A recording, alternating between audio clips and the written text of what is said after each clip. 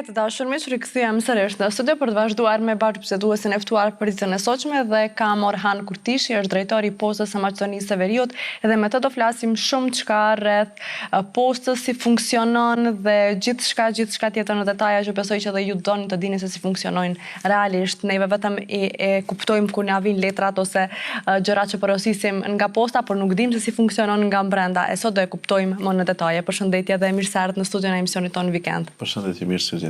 Është nëcit, ju kemi dhe të flasim pak më në detaje sa i përket postës. Më tregoni fillimisht si është gjendja aktuale e postës së Maqedonisë së Veriut, cilat janë sfidat që po përballeni me këtë institucion publik? Faleminderit edhe një herë për mundësinë që të jem sot prezant me ju këtu. Realisht gjendja e postës është stabile, duke filluar nga shërbimet postare universale që i kemi, dhe deri tek ato shërbimet dytësore apo EMS-in, i cili nënkupton shërbimi i shpejt postar. Posta është në zhvillim me sipër, duke pas parasysh se kemi pas ngecje si në pjesën e digitalizimit, po ashtu edhe në pjesën e ristrukturimit të brendshëm. Tani vetëm se kemi filluar të stabilizohemi dhe besoj që do të jetë edhe më mirë. Ne po shpresojmë. Postat në të gjithë botën po digitalizohen. Më tregoni sa keni filluar ndonjë procedurë të ngjashme edhe në Maqedoninë e Veriut? Realisht po, pas shumë takimeve dhe konsultimeve brenda sektorëve postar që i kemi aty në post, kemi arritur në një konkluzion se edhe ne duhet ta ndjekim hapin e digitalizimit dhe investimit të vazhdueshëm në post. Kemi projekt konkret se si duhet të digitalizohet posta në Republikën e Maqedonisë së Veriut. Projekti përmban 3 faza, të cilët shpresojmë që në vazhdim të këtij viti të fillon faza e parë e digitalizimit. Okej. Më tregoni se çfarë hapash janë ndërmarrë për modernizimin e shërbimeve? Deri tani, siç thash edhe më herët, nuk kemi pas diçka konkrete, por planin operativ që e kemi bërë për vitin 2025 janë para po hapat dhe etapat e sakta, duke filluar që nga blerja apo investimi në software të ri, të versionit më të ri, gjithashtu dhe modernizimi i teknologjisë, e cila është gati se mund të them mbi 20 vjet e vjetruar. Okej. Cilat janë shërbimet më të përdorura sot nga qytetarët dhe a ka plane për të shtuar apo përmirësuar ofertën?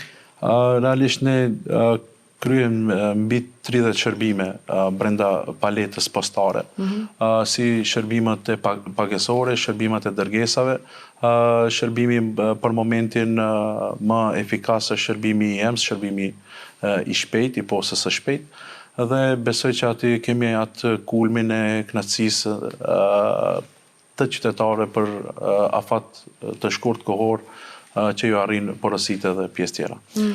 Kemi edhe çalime në disa pjesë të shërbimeve tona, po me ndihmën e sektorëve jemi duke diskutuar se si mund të mbarim ndonjë model nga Bashkimi Evropian për ta implementuar këtu te ne. Okej. Mirë, po si funksionon bashkëpunimi me postat e vendeve të tjera? A ka pasur përmirësime në dërgesat ndërkombëtare? Ne jemi në UPU-n apo në Unionin Evropian të postave, si antare, posta e Maqedonisë, dhe në takimet që kemi pasur së fundmi ishim në Azerbajxhan, në Baku, kemi marrëveshje bilaterale për shkëmbimin e mallrave apo dërgesave postare, të cilat besoj që në pjesën e dytë të këtij viti do të japin rezultatet e para. Okej. Po më tregoni se me çfarë merret ekipi në baza ditore? Tash, detyrat janë të ndara aty, për secili sektor ka obligime dhe detyrat e veta. Zakonisht në çdo të hanë majmë kolegiumin, ku ndahen detyrat për secilin sektor, se çka dhe si do të veprojnë. Më pastaj, si qendër e logjistikës kemi Shkupin 2, ku prej realisht mund të them ajo është zemra e postës, ku prej aty grumbullohet materiali dhe shpërndahet në të gjithë territorin e Republikës Maqedonisë. Detyrat janë prej të ndryshmeve, kemi mbi 100 pozicione të punës, ku secili e kryen me respekt dhe ndershmëri punën e tij. Okej. Më tregoni se si trajtohen ankesat dhe parekullësitë në sistemin postar. A ka pasur përmirësime në këtë drejtim? Ne kemi ankesa të vazhdueshme për shkak se operojmë në 330 pika postare në nivel republikan. Kemi linjën e telefonit ku përgjigjemi, gjithashtu edhe është mail adresa ku mund të shënojnë ankesat e tyre, por besoni që shumica e ankesave janë mos them pa bazë, po ndoshta një letër jo e adresuar mirë, jo e shkruar mirë, që më pastaj na krijon probleme në vazhdimsi për dërgesë. Po, më tregoni se sa është i sigurt sistemi postar për dërgesat me vlera apo të dhëna personale?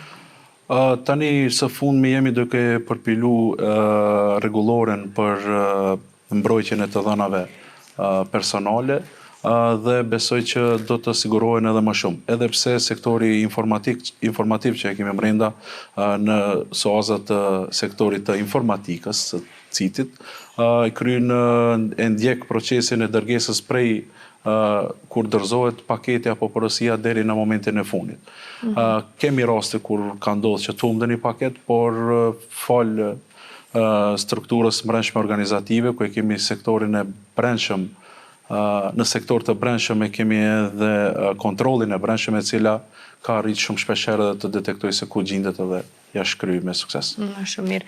Si është bashkëpunimi ndërmjet drejtorisë dhe sektorit të mbikëqyrjes? Kemi shumë probleme për shkak se ne si menaxhment kërkojmë gjithmonë edhe më shumë, që të jetë shërbimet më efikase, por ndonjëherë edhe kushtet e bojnë vetën që ata që e kërkojmë ne të mos realizohet 100%. Por prapë unë them se është një bashkëpunim i kënaqshëm. Po më tregoni, a ka një mekanizëm të mbrendshëm për vetë kontroll? Po, ka, për shkak se në qoftë se ke fjalën për pjesën e dërgesave, ka është kualiteti, është sektori kualitetit, ku ajo e ban matjen e kualitetit të dërgesave. Dhe në bazë mujore ne morim informacion prej atij sektori se si është duke u zhvillu puna e dërgesave postare. Okej. A ka plane për punësime të reja apo trajnime për punonjësit ekzistues për të përballur kërkesat moderne të qytetarëve? Te pjesa e punësimeve në vitin 2023-2024 kemi pas mbi 230 pensionime dhe largime nga puna, me vetë dëshirë të punëtorëve kuptohet, për shkak mundësive më të mira për të gjetë punë dikun tjetër. Në vitin 2025 kemi parafërsisht 100 pensionime, ndërsa kemi bërë një kërkesë për 80 punësime të reja, të cilat besoj që sadopak do të amortizojnë mungesën e punëtorëve. Cilat janë planët e së ardhmës për postën? Çka pritet të realizoni? Në bashkëpunime, shpresojmë në bashkëpunime afatgjate, së fundmi kemi ofertë nga Posta e Estonisë, që të kemi partneritet në pjesën e e-commerce dhe besoj që do të arrijmë një marrëveshje të tillë, që të bëhemi qendër e Ballkanit, ku do të grumbullohen të gjitha porositë e e-commerce dhe më pastaj do të shpërndahen për Ballkan. Kemi marrëveshje të mirë me Gjergjin, gjithashtu dhe jemi në përfundim të marrëveshjes me Turqinë për ta sjellur një kompani që është e njohur, siç është Getiri, ose gjithashtu edhe Trendyolli, janë një grupacion në Turqi, dhe nëse arrijmë ato t'i sjellim në Maqedoni, besoj që do të jetë shumë pozitive dhe do të kemi të ardhura më të mira. Atëherë s'më ngele gjë tjetër, po t'ju uroj suksese në këtë drejtim dhe shpresoj të takohemi edhe të flasim për digitalizimin dhe gjërat e reja që ndodhin në postën e Maqedonisë së Veriut. Faleminderit shumë. Të dashur miq, kjo ishte sa i përket bisedës, ne tani do të shkëputemi për disa minuta, do të rikthehemi sërish në studio.